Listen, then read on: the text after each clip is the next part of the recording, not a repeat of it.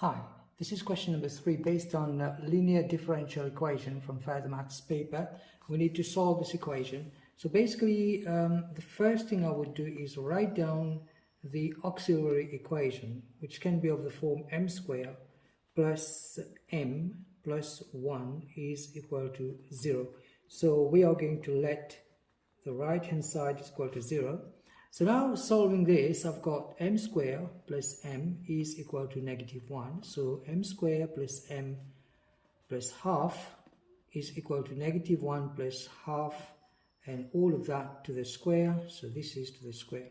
So m then plus half, all of that in brackets to the square is equal to -3/4. So therefore m plus half is equal to plus or minus the square root of -3 turns out to be root of 3i, and then divided by 2. So we've got then m of a complex roots, so that's going to be -1/2 plus or minus the square root of 3/2. And 3/2i. So basically now we've got complex roots. Now for complex roots, so our complementary function yc can be equal to e to the mx into cos of nx plus sine of nx. Now we're differentiating x with respect to t. So what we're going to do is x, so we're going to call, instead of y, so I'm going to say the complementary function xc is going to be e to the m x. So we're differentiating with respect to t. So I'm going to say this is -1/2 here. So -1/2 then t into cos of n. N is root of 3/2. Okay, t plus sine of root of 3/2t. So now that's my complementary function.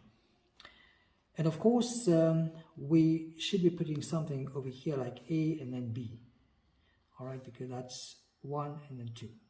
Right, so this is our complementary function. Now for the particular integral, so because we've got this of the quadratic form, we can use, let's say x is equal to alpha t square plus beta t plus gamma. So we can differentiate this. So we got then dx over dt is equal to 2 alpha t plus beta. And of course, if you differentiate this a second time, so d2x over dt squared, you're going to differentiate this one now, you get 2 alpha. So how do we solve this now? Basically now we're going to just substitute x dx over dt and d2x over dt square into the original differential equation. Now our original differential equation is this. So d2x over d2x over dt square is all of that. So we got then 2 alpha plus dx over dt turns out to be 2 alpha t plus beta plus x, which is alpha t squared plus beta t plus gamma, and all of that is equal to the right hand side, which is t squared plus 1. So we got t squared here, t squared over here, so the coefficient of t squared turns out to be 1, so alpha turns out to be then 1. So now for the constants, I can say 2 alpha plus beta plus gamma is equal to 1. So 2 alpha plus beta plus gamma is equal to 1. And of course now we want to solve for beta. So I've got then 2 alpha, that's the coefficient of t, and beta is also the coefficient of t.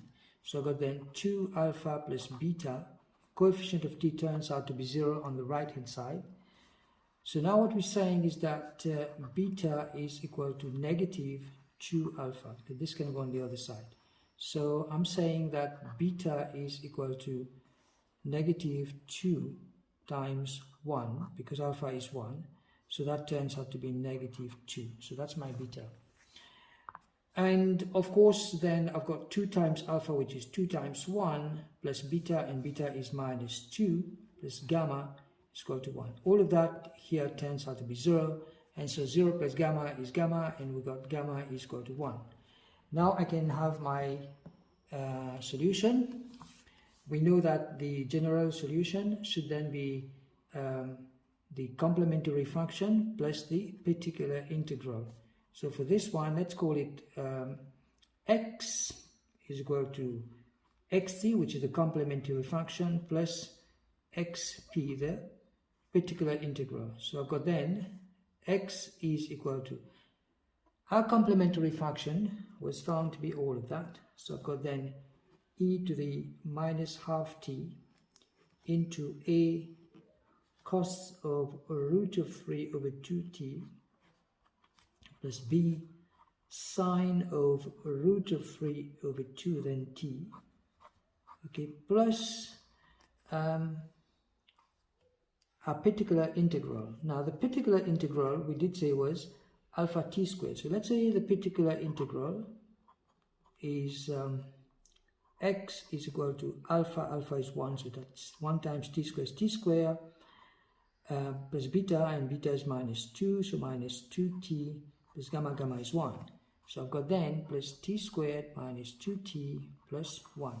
So now that's my general solution for this part of the question. Now that's part A of the question. Now for part B of the question, we need to state, here we go. So we need to state the value of d2x over dt squared, okay, so d2x over dt squared, as t takes a large value, t becomes very large. Remember we had from the differential equation, x is equal to e to the minus half t. So as this becomes very large, so t approaches infinity, we've got then e to the negative half. If you put a very large value here, that's going to approach 0. And so what we're left with is only this. Therefore, if we differentiate, we say dx over dt, we're going to get, differentiating this, 2t minus 2. Then you differentiate a second time, so d2x over dt squared, you're going to differentiate all of that, so you get 2. So therefore, this d2x over dt squared takes the value of 2 as t becomes very large, because here going to infinity, this is going to turn out to 0. Take care.